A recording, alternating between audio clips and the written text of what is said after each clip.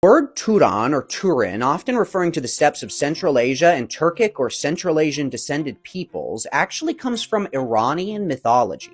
Today, you might find Turanism used to describe a pan-nationalist, often pseudoscientific political movement aiming to reunite a so-called Turanian race of people, not unlike Pan-Slavism, Pan-Arabism, or Pan-Germanism. I talk a lot about the interesting Hungarian version of Turanism on this TikTok and on my podcast, which I'll be introing September 19th.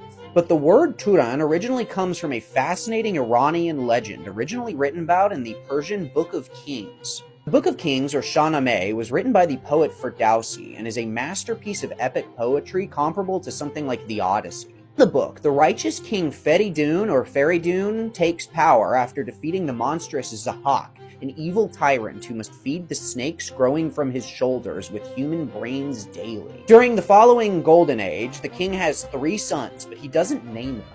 Feridun sends his sons out on a mission to find wives, but as they return, the noble king disguises himself as a dragon and attacks his son.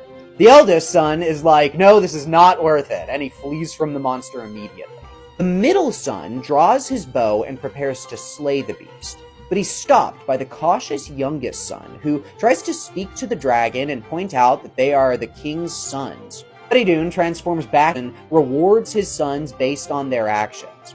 He names the oldest son, who fled without hesitation, Selim, and he grants him the lands of Anatolia or Rome. He names his middle son, who was so quick to fight, Tur, and he gives him the lands of Turkestan and China.